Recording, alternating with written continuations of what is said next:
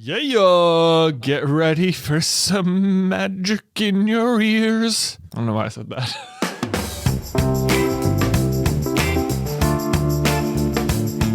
What's poppin', everybody? Hello and welcome to Popcorn Culture. My name is Ben Carlin and I am your host. Here with me today is my brother Jay, who will be in every episode. Hey, what's up, guys? It's me, the other host. No, Yeah. no, I think actually we have a metal, in-person, physical person card. The person cards are in. They are, and they arrived this morning. They are, guys, I don't think we overhyped them in the slightest. They are super cool, super sturdy. The FedEx delivery driver was like, what are these? It is so heavy. Yeah, it was basically just a block of steel he was delivering us. Yes, it was a block of steel cut into individual slices that now have the Popcorn Culture logo perfectly cut out.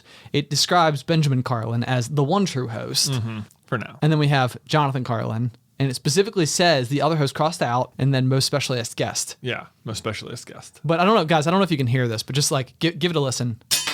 Oh, That's what it sounds like when you drop it. that is what it sounds like when you drop it. It is even better in person than it looked online. I'm very happy with the way it came out. Super pleased. Super pleased. In case you're new to the conversation, you're wondering what these are. We just concluded a couple weeks ago now a special offer that we were running on our Patreon page, where we had something cool basically made specifically for existing and new patrons. You guys were spectacular. Actually forced us to order even more of these, which was really great. You outpaced our order. You did. So I'm very excited. I'm also excited for future special offer endeavors. I'm excited to see what we in the little kernels can accomplish in the world. Yes. I am. Yeah, this has gotten me so excited. Like oh man, I really like felt the enthusiasm like with the show when I was watching people like the signups for the person card. They're like, oh man, this is like a real thing. This is like, it felt more real.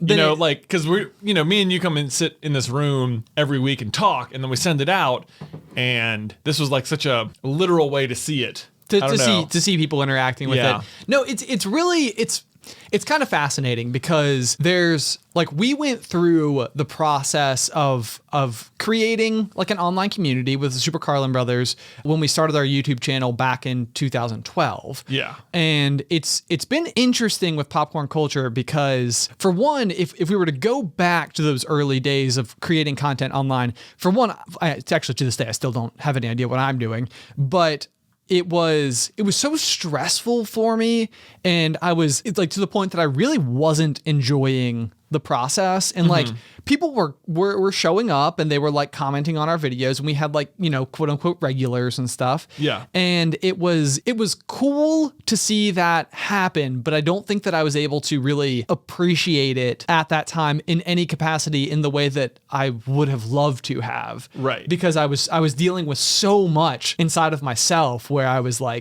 having like a daily struggle with it, where it's like, there's all this positivity and people are clearly like, they're showing up and they're sitting through yours were fine. Mine were like these lousy 3-minute videos that just had little to no quality substance to them. Like, they were fine. Poorly connected dots to an argument that I was underinformed on, is I would feel like how I would describe my early content.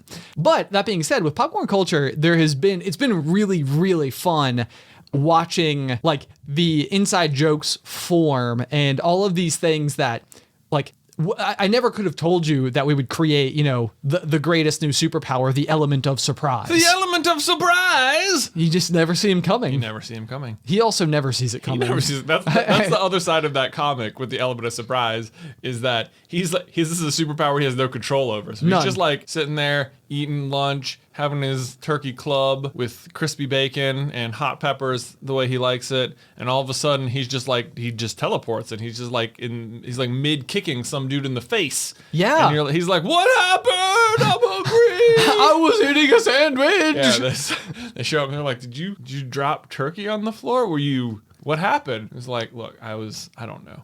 I stopped him from doing something. I'm pretty sure. That's how it's supposed to work. He looks surprised.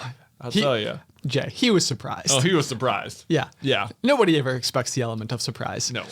But so people ask the question all the time, I think, especially because since we've been doing the online career, this is the other thing about doing what we do is I feel like there is no agreed upon title that anybody is remotely happy with. Oh, yeah. It's like, are we influencers? Are we content creators? Are we YouTubers? Right. Like, you know, and it's like across the board, I feel like any name that anyone has tried to attribute to people who do the job that we do, no one's ever happy with it. But regardless, the idea is that because it's a popular profession one way or another, whatever we call this thing, right, we get the question a lot of like, hey, do you have any advice for young YouTubers? And this is sort of, I feel like, and maybe what we've witnessed with popcorn culture as it's developed and kind of created its own brand and taken its turns left and right and here and there, is that there's almost no, like, whatever you think you're going to create on the internet, unless you have like a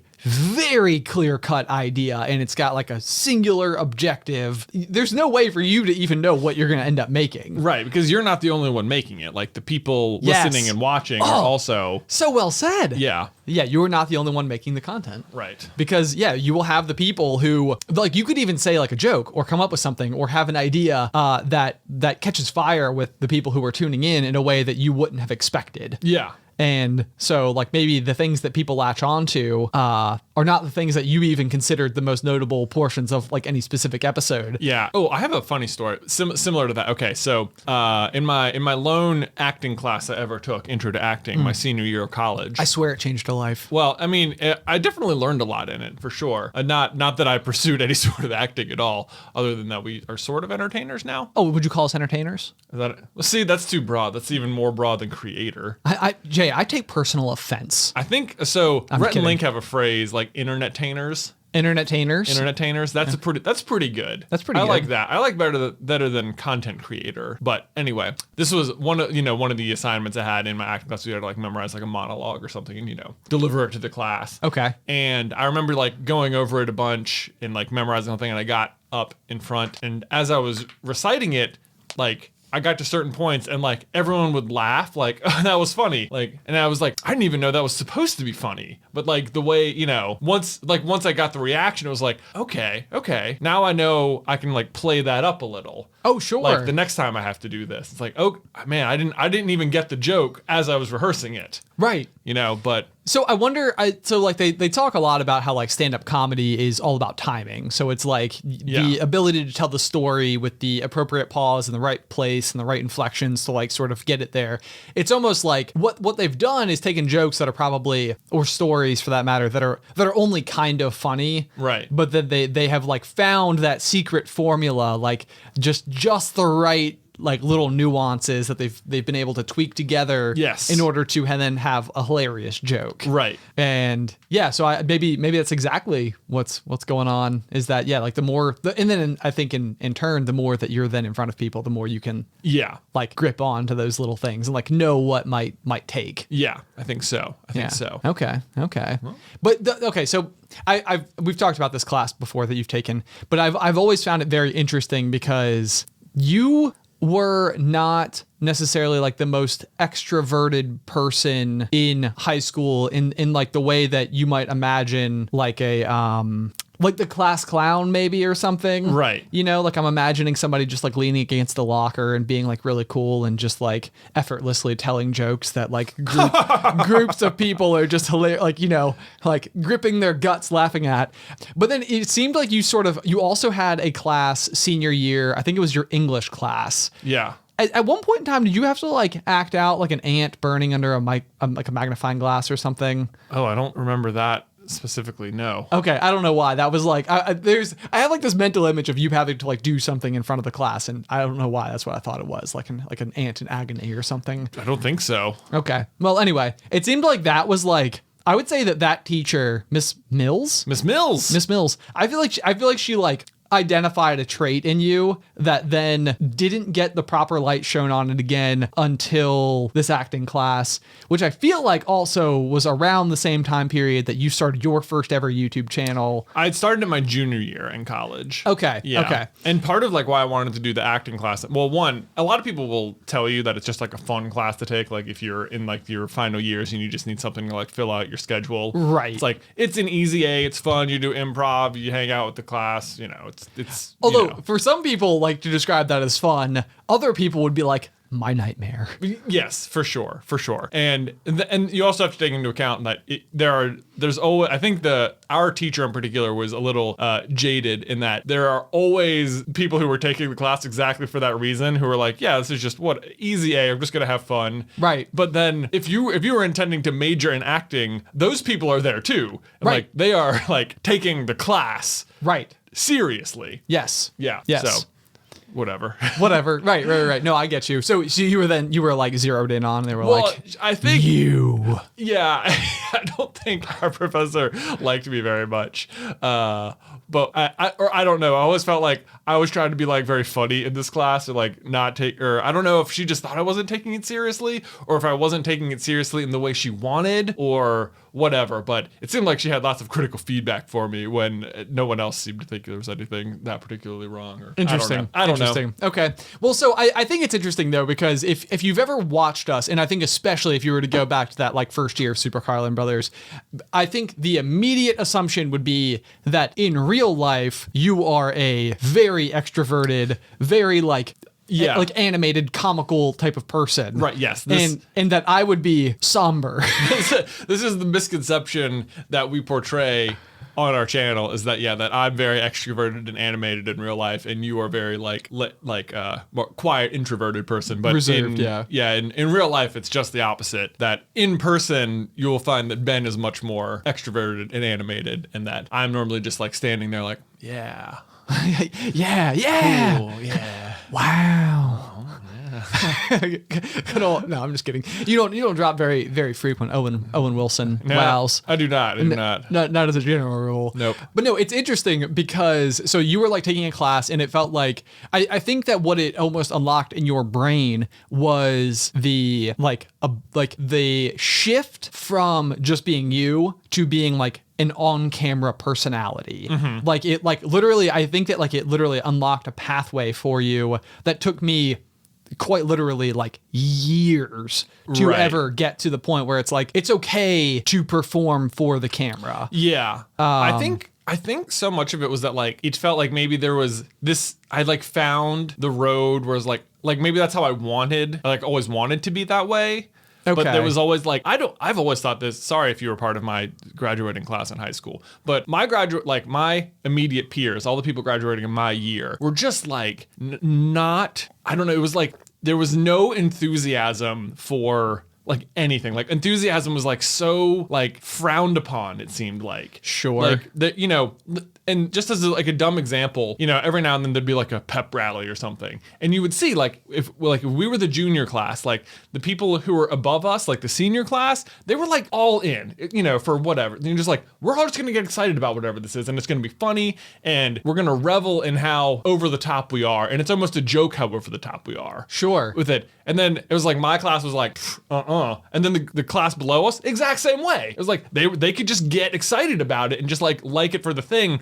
But it was just this like, I don't even know what the right word is. Like apathy, is that the right word? I'm not sure. Based on how you're applying it, you continue talking. I'm going to look up the actual definition of apathy because I frequently get it confused with like empathy. Yeah. Sure. Okay, yeah. Apathy. Okay, so lack of interest, enthusiasm, or concern. Yes, there was just this like, it felt surrounded like by, it's like anytime if you were to, it was just like, okay, like it's a little extra, Right. Like very above it all. Yeah, like very above it all. Like if you're too enthusiastic about anything, that's probably pretty lame. Sure.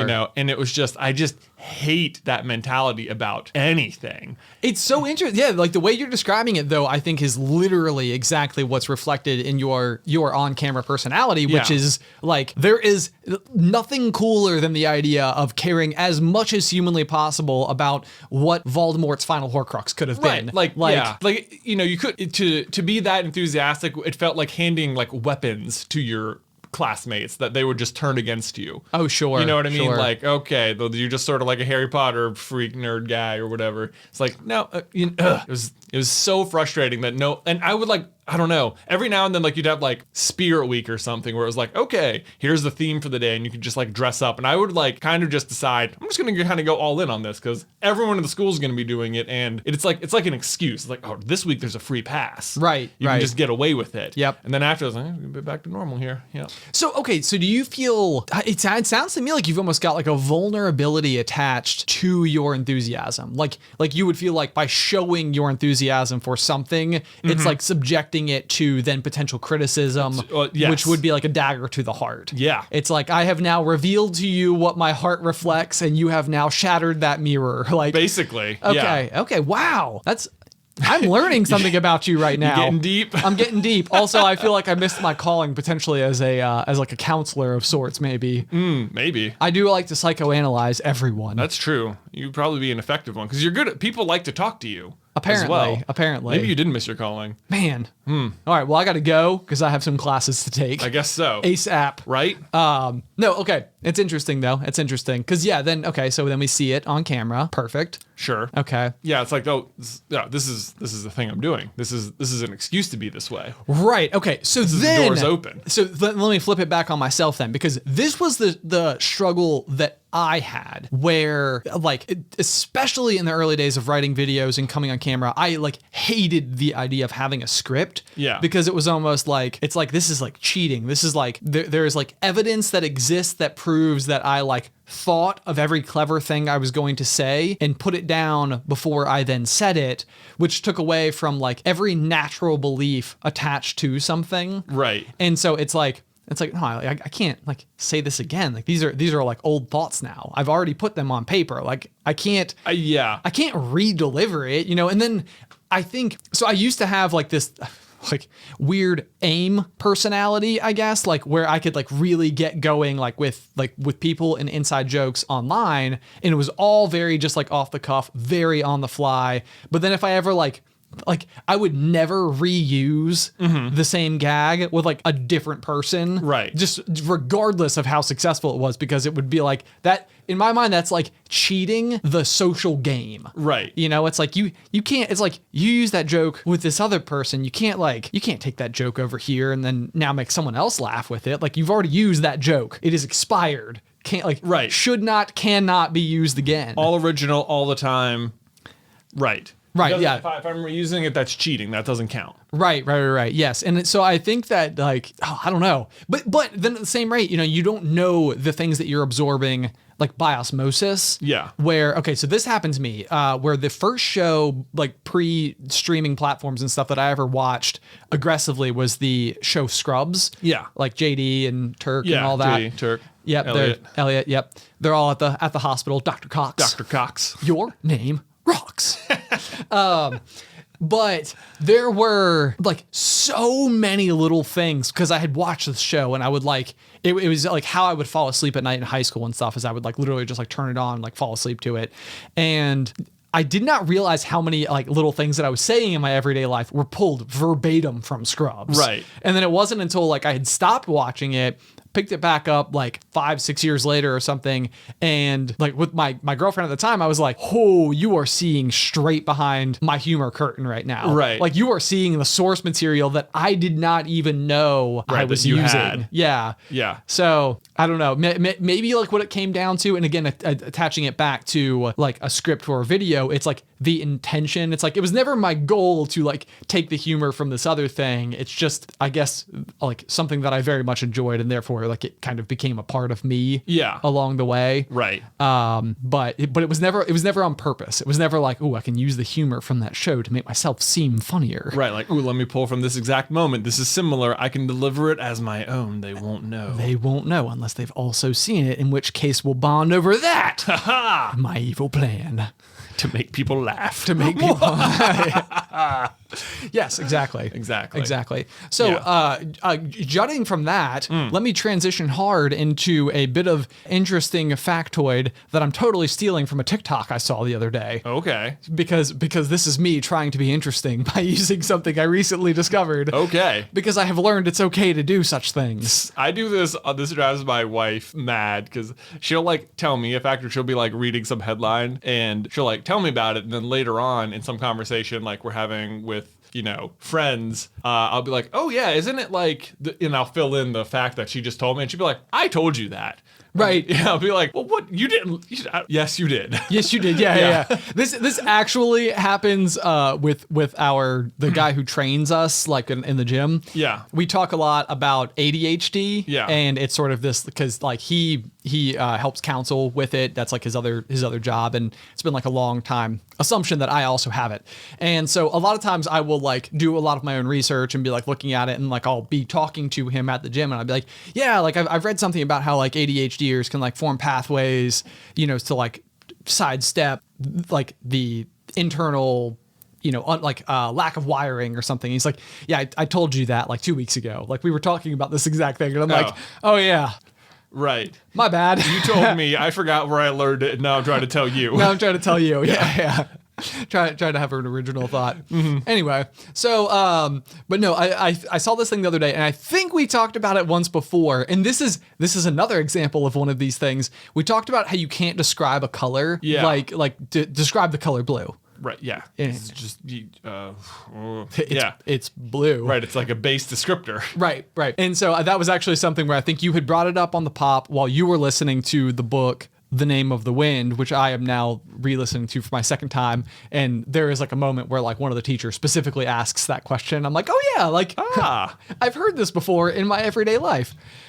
And so correct me if I'm wrong. I don't know that we've talked about this, but it is also color related. Okay. It is the idea that the color purple does not exist. This feels like a bait and switch sort of question. It feels like a trap.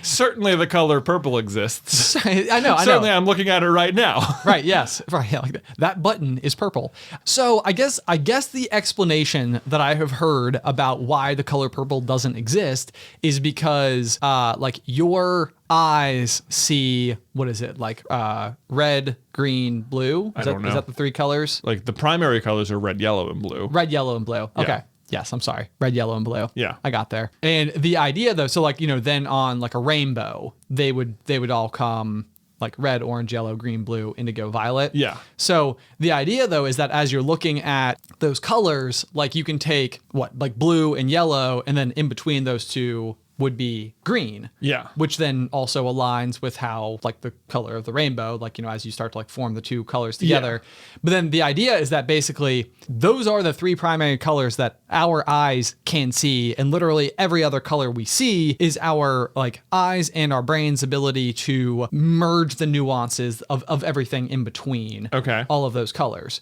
But existing outside of those three colors is indigo violet. Right. They're like on the end of the color spectrum. Right. That doesn't fall. It's like you don't put any of those like two colors togetger to like create. Right. Yeah. Like if you're looking at the rainbow, it's red, orange, yellow, but it's orange between red and yellow because that's what those two colors blend for. Right. But red and blue aren't next to each other. So why are you seeing purple? Why are you seeing purple? Yeah. And so the idea is that like our eyes are incapable of seeing the color purple and therefore have just invented something that we see as a result. So like the true color purple, like our eyes are incapable of like detecting, but we still see something. But okay, but then if you mix red and blue, you still get that color. You do still get that color. Right. I don't know if my explanation has run out. Does that fall apart? Is this like a fun thing you can like twist people's minds with the rainbow example until they mix the things in person? No. So I looked up just enough. I was like, okay, before I bring this up on the pop, I need to do a quick Googling. Yeah. Just to be doubly sure that this is in fact like an idea. And so I Googled, does the color purple exist? And it says the color purple does not exist in the real world. Apparently it's true. A rainbow of light from red to violet floods our surroundings, but there is no such thing as purple light. We perceive color thanks to 3 different types of color receptor cells or cones in our eyes. So at least an immediate Google search suggests that Interesting. It is in fact a truth bomb. I see. Although I'm sure that someone listening is like an optometrist and they're like, this is a myth. Like, gosh, guys, here's how colors work. Right. Here would be my immediate uninformed guess is that pattern of Roy G. Biv continues to repeat at frequencies that you just can't see at all. Okay. And so you'd get to like Roy G. Biv, and then you'd get to like a lower frequency red that is in fact mixing with the purple. Oh, I see. The blue on the other end, or mixing with the indigo on the other end, but you can't see that red because that's where the spectrum runs out, but you can see the purple where it mixes. That's my immediate off-the-cuff answer that probably isn't right. I love it, though. Right? There you go. I've just fixed purple. You're welcome, everybody. You have fixed the color purple. Someone needed to. Yeah. Yeah. Has anyone ever challenged you to think of a new color? Like to try and imagine a new color? Ooh. It's like, oh, I can't. I mean, fundamentally impossible, right? I know. It's like, I never even thought about that. Could I invent a new color in my brain? Like, I don't think you can't. You can't. Can you? I mean, maybe that'd be weird. You think in different colors. This is like when people wonder, like, do you see colors the same way as other people? Oh, that like Don't is even- the biggest yeah. mind warp Don't- for me I ever. know. It's like is everybody's color the same color? Like it's like my favorite color is green, which is true. But like are literally all of our favorite colors green? Oh, right. But it's like you call what I see as green blue, and therefore blue is your favorite color because Right. Like there's a best wavelength. And Right. everyone sees it as a different color. right, and it is like equally appealing to all people, but we all call it something different. Right, because their eyes are all just that little bit different. Yep, I've always wondered about that. I feel like if, there's a Vsauce about this. if you could get inside of someone else's brain and Yeah. like see the world from their perspective, because the other thing is like anyone's mind is built up of the like millions of experiences and like individual moments that they've had in their entire life. Yeah. And so like the way that you think could be so fundamentally different from the way that I think that I could like not operate from your brain. Yeah. If I was attempting to do so while also maintaining my sense of knowledge. Right, like if I just like assumed your consciousness, Yes. you know, and like I feel like if in fact you see different colors than other people, that would throw me for a loop, an unfixable loop. Like that would be such a problem. Yes. Be like, I can't even begin to think or assess the thoughts that are coming into your brain because everything is the wrong color. Right. Yeah, like you. Whew. Also, I have a feeling your brain would be so much calmer. That's you why think I so? imagine inside of your head, like everything is like much more even, and there aren't. I feel like my brain on top. So I've described it. We do our trivia show on the Super Carlin Brothers channel. I always Yeah. describe it as a brain desk, and so Yeah. you know, like all of the information I know is like somehow related to this room that has like a desk with a lamp on it and it has drawers, and then there's like paper scattered all across the floor and stuff. So that's my brain desk. Yeah. But like, I also feel like probably the thing I don't talk about is the fact that there are just fires everywhere. Like there's just like tons of stuff on fire. Oh gosh. Like, and that's like all of the unresolved issues that I have to keep top of mind enough, because if I completely forget about them, then I will have completely forgotten about them and never solve them.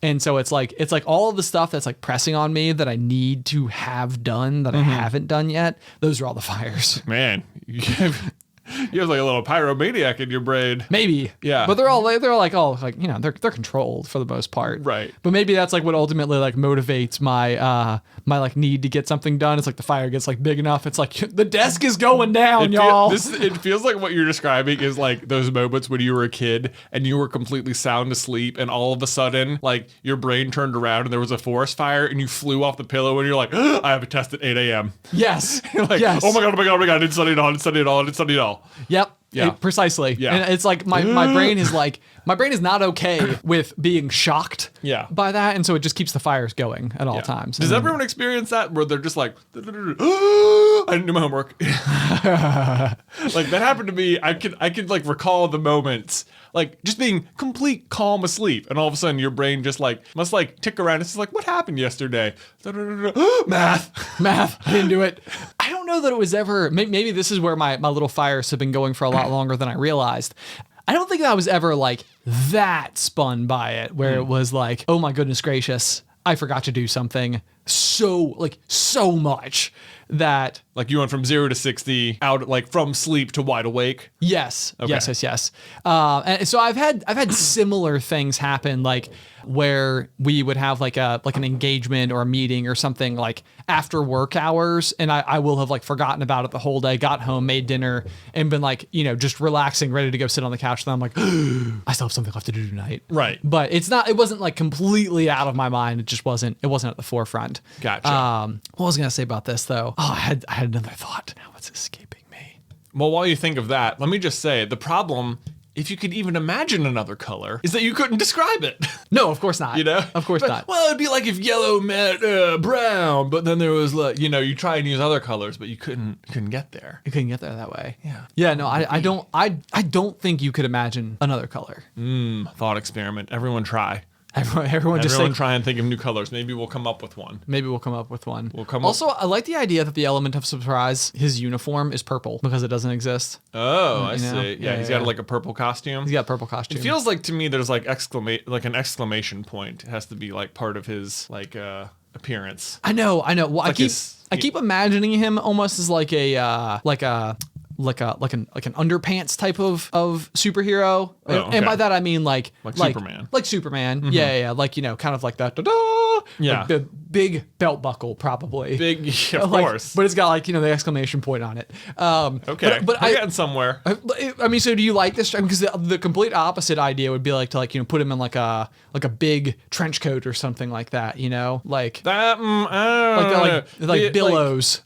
No, I think the element of surprise mixed with a trench coat kind of gives you like a flasher kind of. Okay. You don't want that. No, you certainly don't want that. Yeah. You're right. Let's take a hard left turn away from that. No, we don't want that. Okay. Yeah. No trench coats. No trench coats. Yeah. So we're going with the underoos. Yeah, the underoos. Okay. Yeah. Okay. All right. Anyway, we need fan art. If you guys have any ideas for it, you can send it on over to popcornculturepod@gmail.com. There you go. Yeah. Yeah. In the meantime. Yeah. Ben, do you have a corny joke for us? Oh my goodness gracious. Sorry. I do. It sounded like you were about to say something. About coyotes? I surprised you. Are you the element of surprise? Maybe. Who knows? We should have put it on the person cards. Yeah, I know. It's too late Secret now. identity.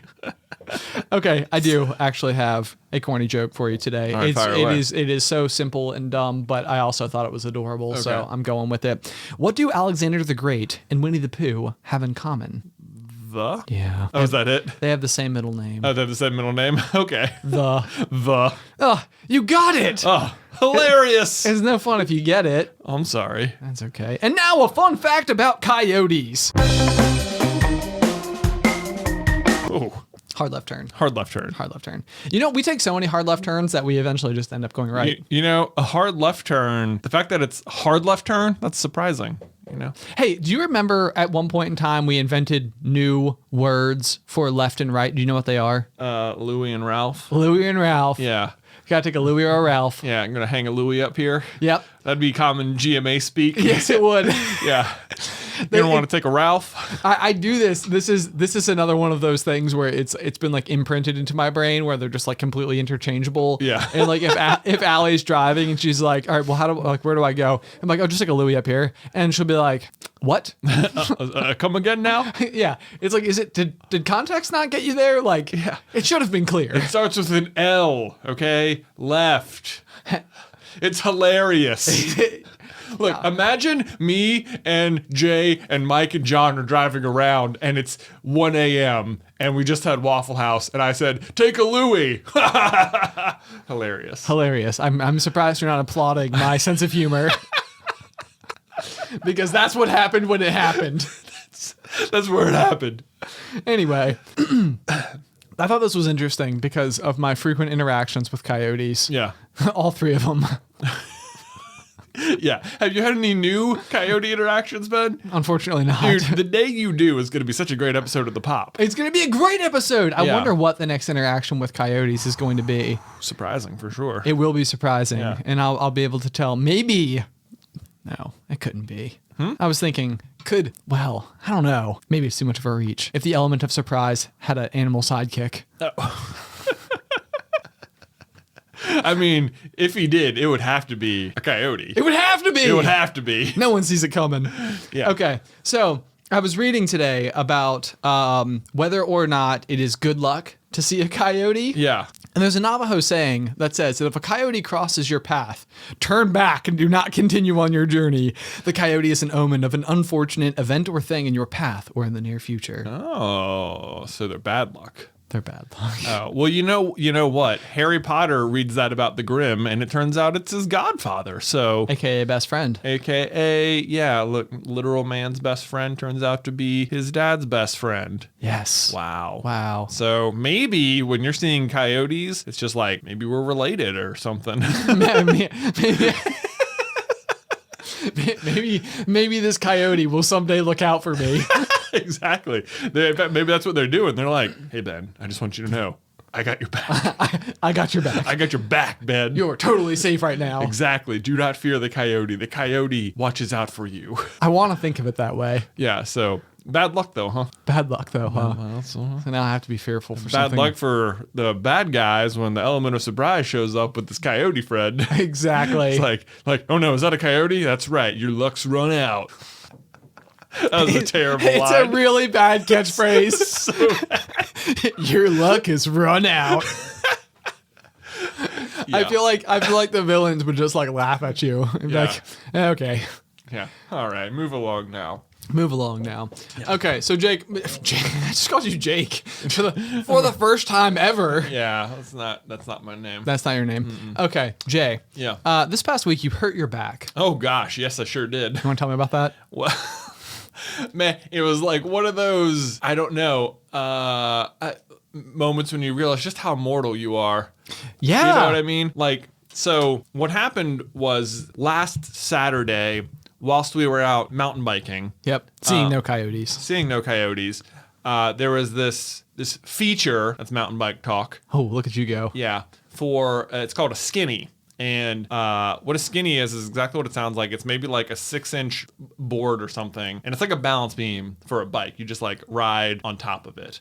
You sure do. Yeah, that's basically it. This one in particular has a little ramp up and then a flat section and then a second ramp up and then a ramp down, flat section, ramp down. Right. I think we actually have video of you doing Yeah, this I very think we skinny do. that we can put in the show notes for folks to see just how raw you are. Let me tell you, it's when you watch someone successfully do it, it looks so easy as to be unimpressive. It does. Which is unfortunate because whilst you're doing it, you're like, this is impossible. Also- it feels very cool when you're doing it. I was going to say, yeah, it feels incredibly cool to do it. To do it. So anyway, we took a couple weeks ago. We stopped at the skinny and we sessioned it. That's mountain bike speak for practiced. Practiced. We sessioned the feature. Wow. We sessioned this skinny, as it were.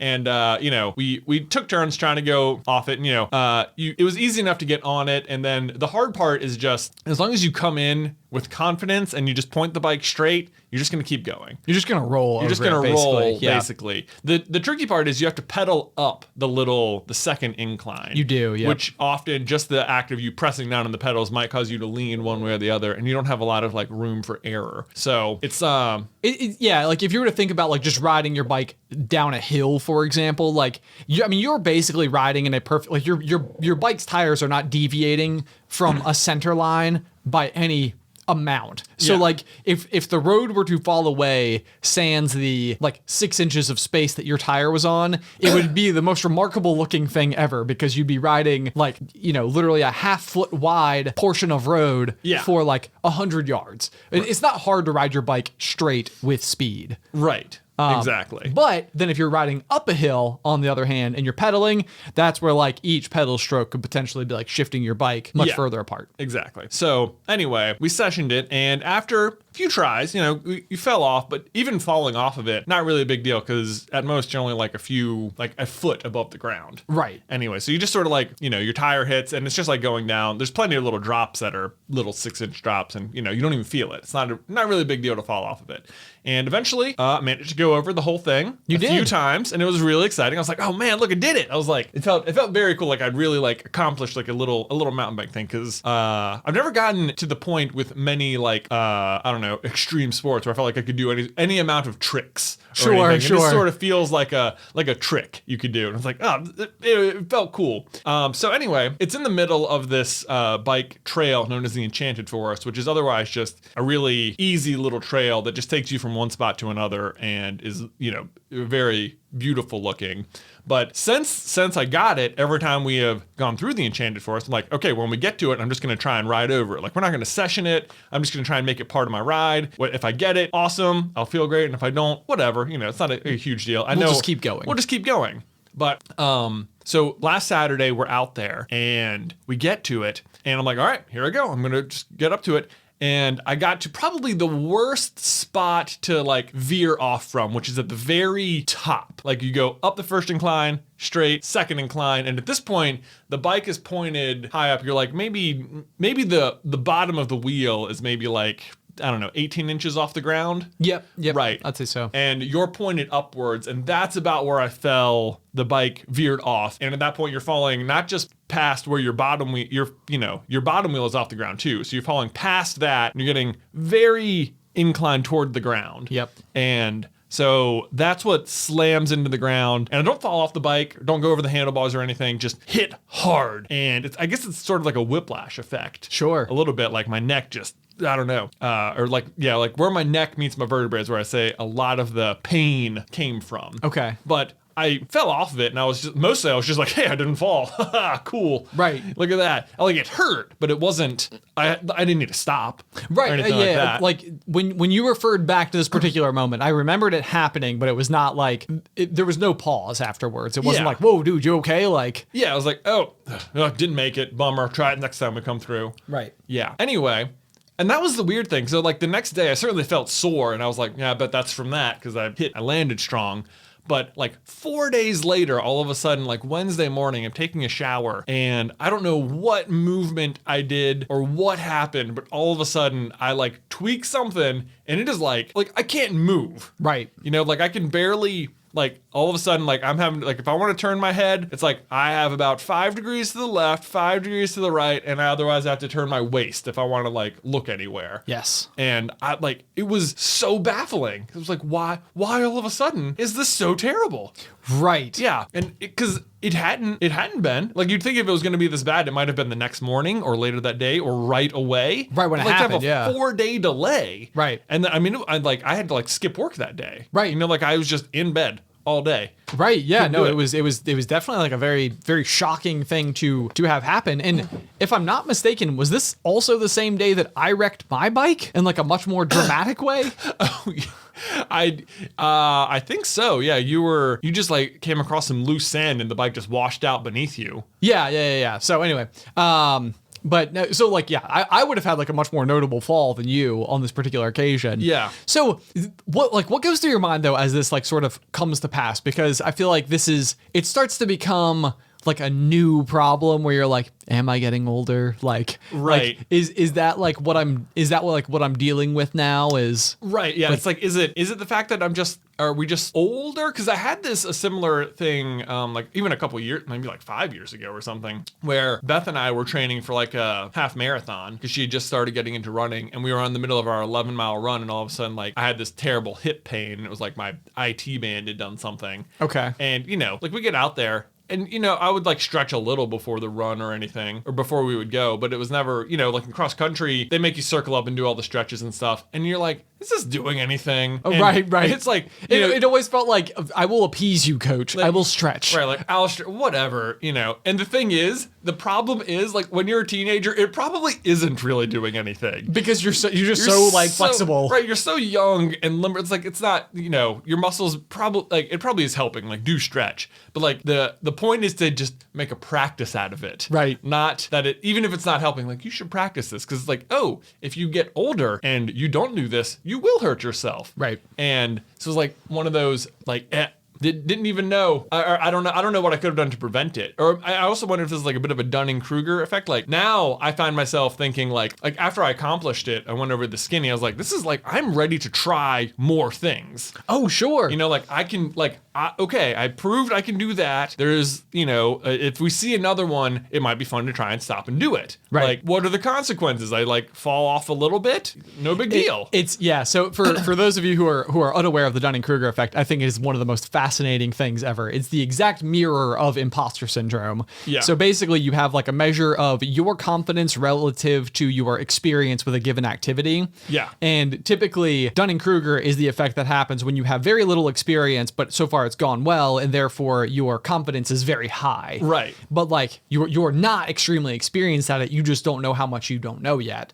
And then on the flip side would be having so much experience that it would be like impossible to believe you could have confidence in yourself. Right. Despite the fact you are highly experienced at something. Right. It's almost like you've had too much time with something, so you know how much can go wrong, so you know better than to be overconfident, and as a result, you think yourself underqualified and therefore have imposter syndrome. Exactly.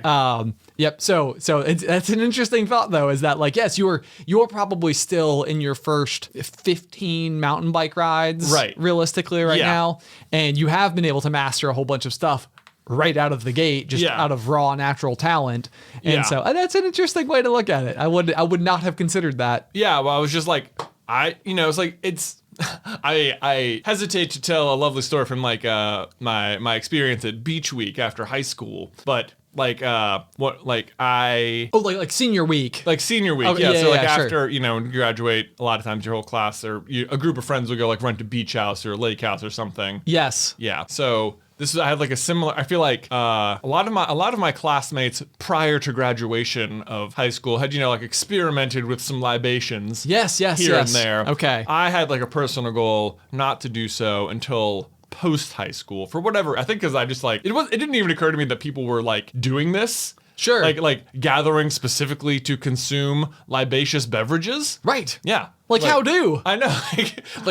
Not that I hadn't even been around it. Like I would be at people's house and sometimes they would have alcohol or something and it would even be offered to me, but it didn't occur to me like that was the point of the gathering. Right. You know, it was like, oh, you just happen to know someone or, you know, your uncle gave you a thing and like, oh, isn't this fun? Well, it just didn't even occur to me. Sure. Like people were doing this. Well, and we were really busy doing ridiculous camping trips anyway. That's true. Those people didn't have nearly as many trips to the Waffle House as we did. I don't know if we've talked about the Waffle House. We should do that at some point. Yeah. But anyway, so yeah, I remember that was like that whole week was like my first experience with alcohol of any kind. Sure. And like, yeah, the first 4 days, it was like, what are the consequences? I am invincible to this.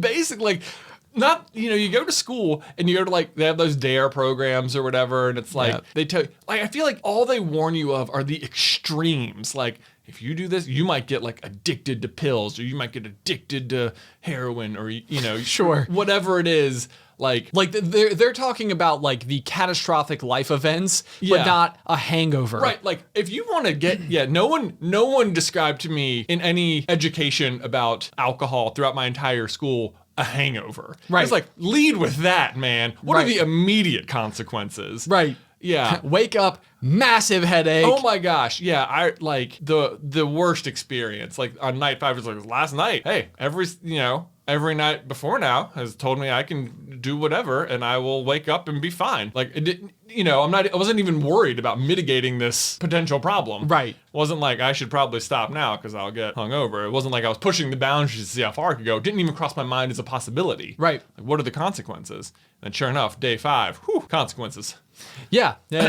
Okay, so then you're in this situation where you like wake up, everything's awful. Yeah. And you have to get home. Yeah, basically. Yeah. It's like, sunlight hurts. Loud noises hurts. Yep. Stomach hurts. Bad everything. Yes. So yeah, if you're a young listener, let me just warn you about libacious consumption of alcohol. And libacious consumption. I think the libation. that was a bad about binge alcohol drinking. Yes. Should not do. Should not do. Should not do. Yeah. Yeah. But anyway, similar effect. like going mountain biking. It's like, oh yeah, I've tried this, no problems. Right. Why wouldn't I keep trying stuff like this? It's a little scary, but all you have to do is approach it, and then you'll just get better at it. Like, I never tried something without just getting better at it. There was never like tried something, whoops. Right. Yeah. Right. And that's the thing too. Yeah. And it's really something that you could apply to getting into kind of really like just any new activity of sorts. Yeah. You know, like in the beginning, you're sort of met with so much like almost positive feedback because the beginning stages of anything are maybe in a capacity more approachable. Right. You know, or so far your expectations for just being able to do it in any way might be like, I'm good at this. Yeah.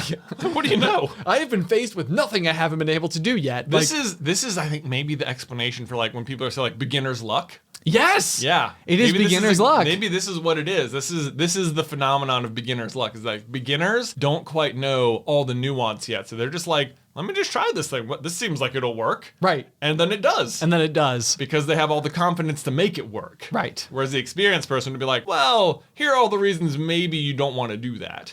Well, and it was really actually quite funny because when we, on this particular occasion, when we're outside sessioning the feature, aka the skinny. The skinny. It was actually something where like I had ridden past this particular thing on rides prior to you coming out with us and been like, oh no, I'm not ready for that. Like I don't think I can do it. And like, not that I'm a particularly like, you know, advanced cyclist or anything like that, but it was something that I had actually just been like, nope, I can't do it. Like I'm not ready to try that. Yeah. And so I actually thought it was really interesting because the day that we spent time working on it, I was like, man, Jay's just like going for this right now. Like I would be so intimidated. Like Right. I'm intimidated to do it, and I've been riding more. Right. And so I there is an interesting layer to that where you were just sort of like, I'm gonna do it. Yeah. Like What's the problem?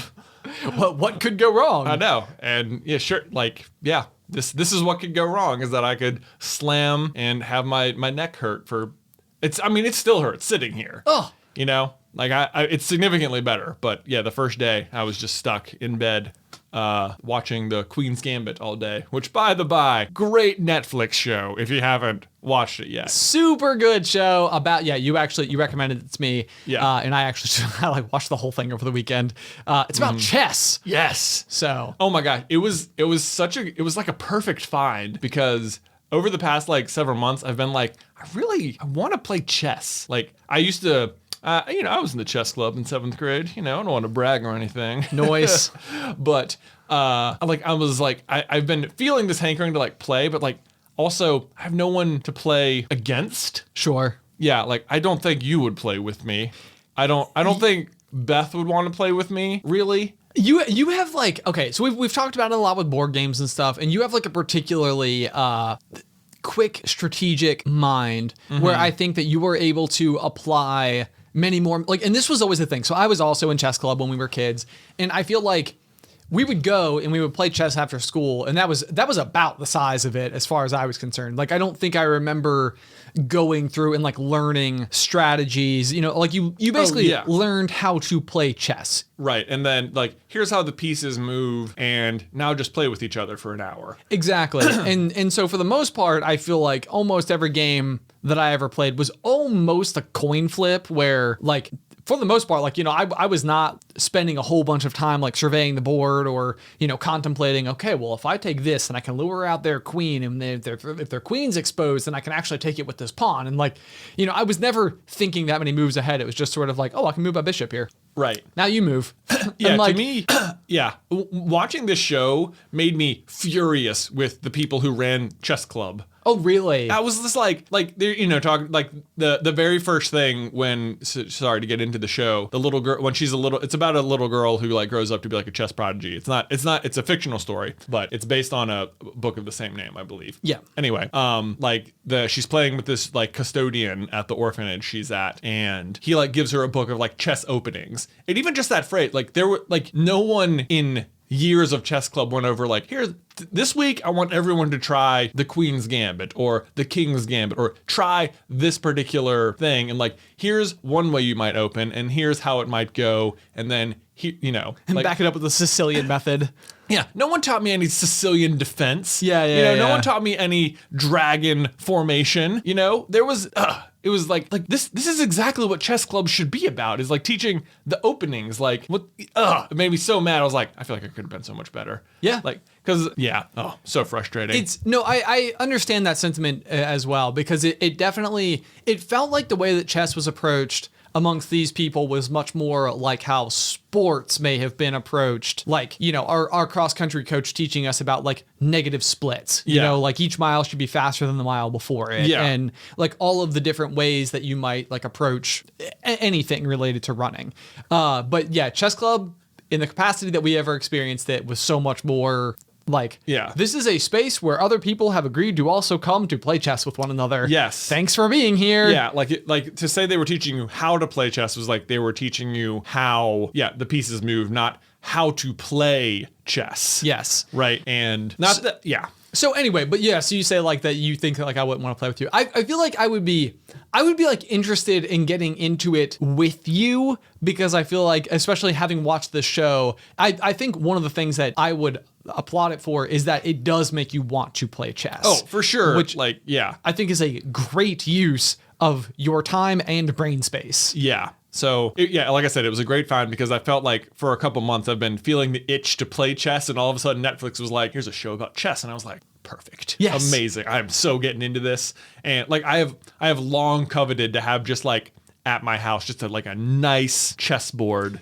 that is out. Do you want to know? I know, yeah, it's so true. And I think that like chess pieces, I think especially ever since watching the movie The Shawshank Redemption, like he's going out into the yard and like carving them into like little like stone pieces. In my mind, it's like, I need stone piece chess set. Right. Like, and I've always thought that would be like, oh, this is legit. Yeah. So. Yes. I want like a nice legit, but see, this is my problem. It's like, it's not like I couldn't go get a nice chessboard either. Right. But if it's just like, I want it to be able, like, I want it to be out at my house, and I want it to be like the sort of thing where if people came in and they're like where like the challenge was open, like anyone like, oh, it's functional decor. It's functional, right? Yeah. It's not just like, oh, you have chess. It's like, yeah, do you want to play a game? We're like, oh no. Like I want it to be out so that I can play with people. Right. But also it's decor. Okay. Yeah.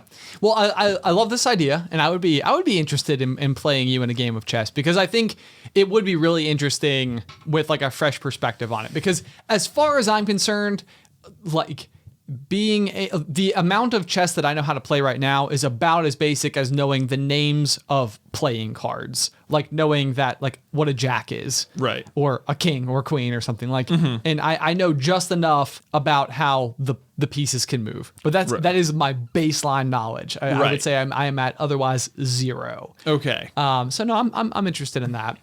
And I think it's also like maybe, so we're kind of talking about like reaching the age where maybe we have to be like a little more cautious with like our bodies and stuff. But I also feel like we're reaching an age where we are able to like really dig into the hobbies that might be like more like defining of our lifetimes. Yeah.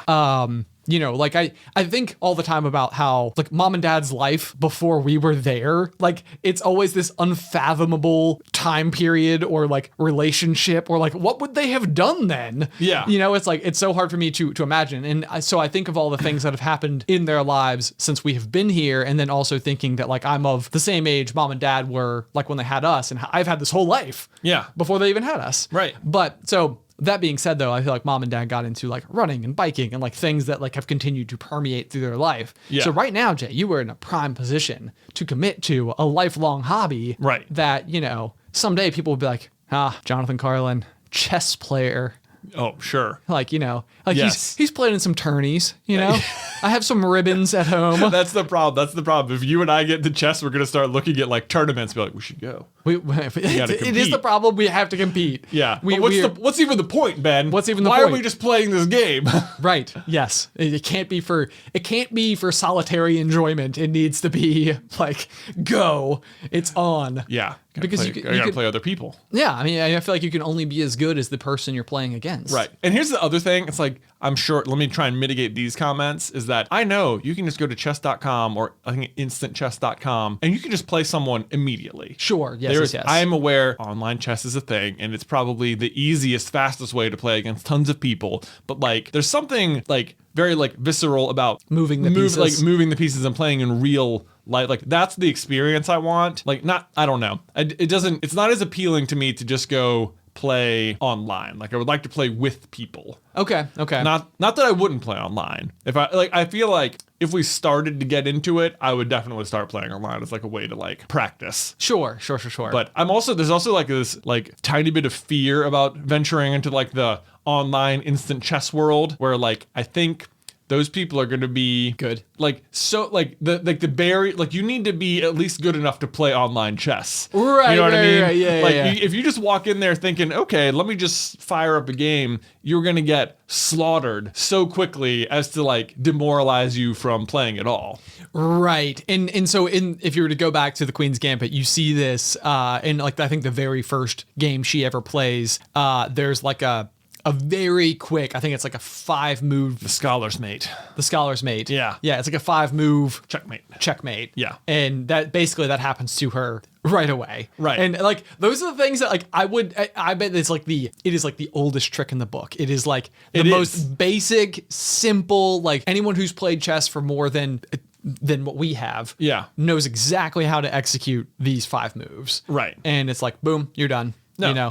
This is part of what made me furious about maybe it's just partly furious at past me, but also at the people running said chess clubs, was that was like Dad. I had that exact experience. Like when Dad taught me how to play chess, he just did a little 4-move thing. It was like boom.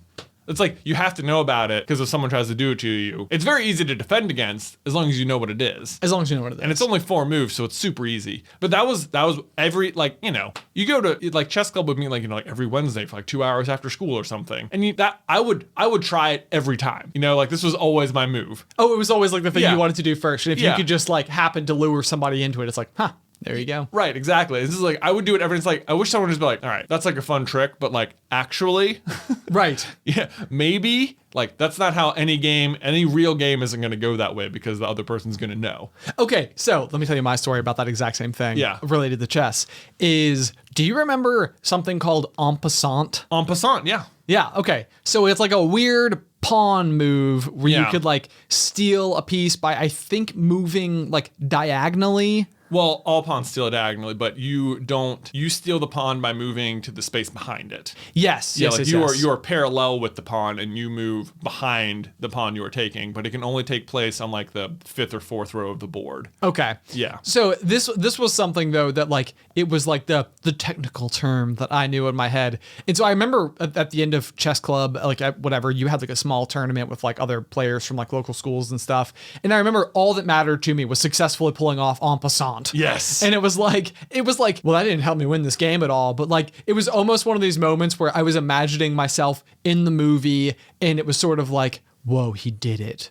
Like as if like this would be like this like big grand, holy cow, what a smart, like he doesn't even realize what kind of like a prodigy he actually is, right, type of thing. And it's like, I lost that game. You lost that game? Yeah. Oh. And it was like, but that, for whatever reason, yeah, it was like the one tiny little bitty spark of flash that I knew I could bring to the game of chess. Right. That's the problem is that, I remember that exact move, and if you could pull it off, it was like worth doing it because it was like, I did something unique and special. Like you wanted to do it for that reason, but not only did you need the circumstances to align such that you could even perform the move, because it can only happen on like one line, but also it had to be advantageous to do it. To your game, which I think is exactly what it was not when I did it. It was like en passant. And I remember the guy looking at me like, there's even, to be honest with you, there's a very real chance I did not even do it correctly. Oh, that's and hilarious. I think the guy looked at me kind of like, I bet what was happening in his brain was, this kid doesn't know how to play chess. like, I'm gonna let you have that pawn because you just freed up my queen. Right, exactly. Yeah. It's like, so that's about as far as I got with it. So, okay, but then I want to transition slightly out of this because there's this other thing that I think is slightly connected to this same idea that applies to my current everyday life. Yeah. Which is a hobby that I am like well committed to, that I think I have gotten about as far into as I currently am with the game of chess. And that is owning dogs. Okay. So, to me, are you talking about owning dogs as a hobby? Okay. Like, because to me, like there are hobbies you can do owning a dog, but Right, like you could have your dog do like dock jumping or like bird hunting or like agility or like showmanship. Yeah. You know, like all of the different things, like I think on Thanksgiving Day there's like a big dog show where you would like bring your dog out and it's like meant to be like perfectly groomed and oh yes, yes it is. Hosted by John Hurley, aka Jay Peterman from Seinfeld, who I drove around Roanoke for 2 days. Nice. We can tell that story a different time. That's a quick little like That's a no fun big deal. one. Yeah. Check my cuff a little bit.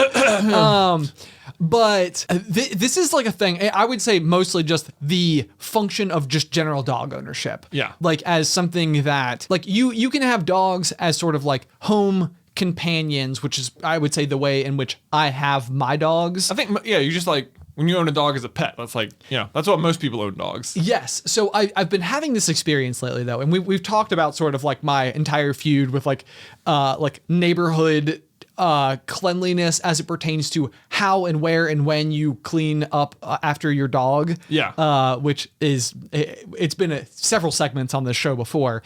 But this thing that I think I've been going through lately is almost comparing the idea of the way in which I own my dogs, almost comparing it to like owning a guitar. And it would sort of be like if the guitar would like needed to be cleaned and tuned every day, otherwise it would cease to be a guitar, right? So it's like, it's not like I don't feed and walk my dogs on the daily, like so that they are able to go and get exercise and they're given nutrition and, whatever. Right. Like it allows them to continue to exist in a healthy way. Yeah. I buy nice dog treats, like it is something that I certainly spend a certain amount of money on monthly. It's a line item in my budget. But it's almost like having that guitar that you tune and clean every single day, but you've never learned how to play it. So you don't think you know how to play a dog? I think I don't know how to play a dog. Okay. And so like basically what I mean is like, I feel like my dogs are they're not trained. But they are not trained in a way where like what I did was buy the dog with the intention of learning how to play the dog in the same way that you would buy a guitar to learn how to play the guitar. Right. Like I have not been able to like have my dogs walk perfectly beside me off leash or have them not bark at the mailman when the mailman comes to the door to put the mail in the slot. It's like these are things that like given a certain amount of time and energy and discipline you would be able to master. Right. And yet it's like it's like I've never done those things. Right. And I don't know, it's been this sort of like I've in particular noticed it because I have a handful of neighbors, including the people who live across the street from me, who I affectionately refer to as the perfect family, with their, they're just like a great couple and they drive like a Camry and a 4Runner and like everything seems both sensible and nice at the same time. They have a golden retriever who of course like will literally just sit on their front porch and like watch the mailman walk by. Right. Like it can talk. It says hello. Yeah, it's like good morning. I saw it shooting hoops the other day. I don't know. Yeah, maybe it's Air Bud. But all that to say though, it's like I find myself comparing to like these people who have clearly spent time learning how to play their dog. Like they have learned how to have a dog that is like incredibly well behaved so that by extension, it is a talent of theirs. Like you can, in the same way that you might respect someone's ability to play a song on the guitar, you can watch and witness the skill and time and energy that has gone into making this dog well behaved. So you think they're like good at owning a dog? Precisely. Basically. Yes. Yeah. Exactly. So do you think you are not good at owning a dog? Or that's the question. That's the dilemma that I'm like struggling with right now. I'm like, it's so, and like the thing is, puppies are so cute. Well, for sure. Like it is not hard to figure out why people end up having these pets. But then it's almost like once you have it, what is your commitment to all the rest? Right. Like what was what was your intended purpose in owning a dog? Was it just owning a dog? I think that like probably at its core, it's probably this idea of basic companionship. It's like, I really like, so I have an Australian Shepherd and she will like come and like lay on me while like we're watching TV at night. And that makes me very happy because it's this like big, furry, adorable creature that like likes to cuddle up next to me and be near me and stuff. So at least you are getting some positive feedback from owning it. It's not like, oh, I loved the idea of having a dog, but all it gave me was responsibility, and now I'm wondering why. No. Yeah, I would not say it's like that. It's just sort of like, why in the same way when I pick up any other like hobby, you spend time learning the skills associated with that hobby. But with this, if you want to, and maybe my problem is that you shouldn't see your dogs. You should see them as family members and not hobbies. Yeah. Like maybe that's the better lens to look at it through. But like, why is it that I haven't spent more time attempting to reach mastery of this particular aspect of my life? Like, why is it that owning a dog is so important to you, but training a dog is not? Exactly. Right. Exactly. And not like it's not like zero. Like they are trained. Your dogs aren't like wild animals. They're exactly. Yeah. And they'll like sit and do all the basic commands and stuff like that. But beyond that, if another dog walks by my house, they are exploding at the door. Like but there should be a world in which you are able to spend the time with them to where that is not the case.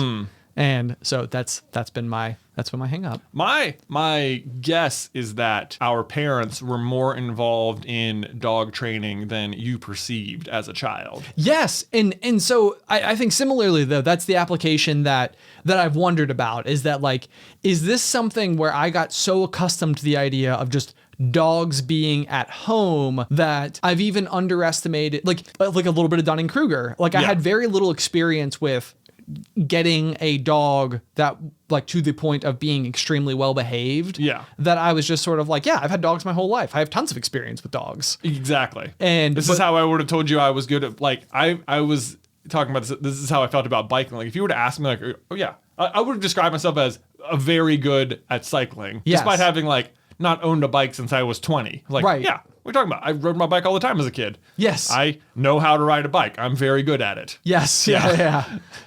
Different different capacity. Different capacity. So and it's almost the type of thing where I think if I had not grown up with dogs, reached adulthood, realized I wanted a dog, then the amount of research I would have gone in, that I would have put into it would have been like, okay, like what is involved? Like, what do you do here? Oh, right. Like if you hadn't owned dogs at all, and then you were like, okay, what does it mean to get a dog? It means all of these things. Yes. Whereas the way you approach it was, I've had dogs my whole life and they've been well behaved, so I'll get a dog and it'll be well behaved and it'll be great. Yep. Yeah. That's it. Yep. I see.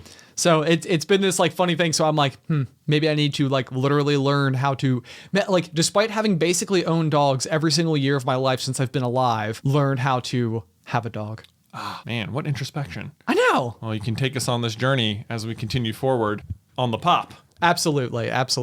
But guys, let me close out today's episode by giving a very special thank you to these patrons who now support us over on Patreon, including Kyle Doyon, Jade Coucher, Sophie Cullen, Stephanie Woods, Nysa Pearson, Miranda Gould, Michaela Elizabeth, Rachel Jacobson, Bjorn Ramrup, Crystal Kohler, Dylan Underwood, and Caroline Brewer. Oh, thank you guys so much for your support on Patreon. Oh yeah, and be on the lookout for those person cards. Be on the lookout. They will be in the mail soon. If you were one of like the last 100 people to sign up, just be aware that we had to order more, so those haven't come in yet. But if you were amongst the first 500, great news. We're locked and loaded and ready for you. Things are being shipped. It's going to be exciting. If you want to have your name maybe randomly read at the end of an episode, you can head to patreon.com/popcornculture. There you go. We have 3 tiers. They're all $5. They all do the exact same thing. Basically, it's just your vote as to who should be the one true host of Popcorn Culture. And with that membership, you also get an additional about 15-20 minutes every week of what we call After the Final Pop. Just a little extra discussion. Yeah, absolutely. Otherwise, guys, until next week. Pop.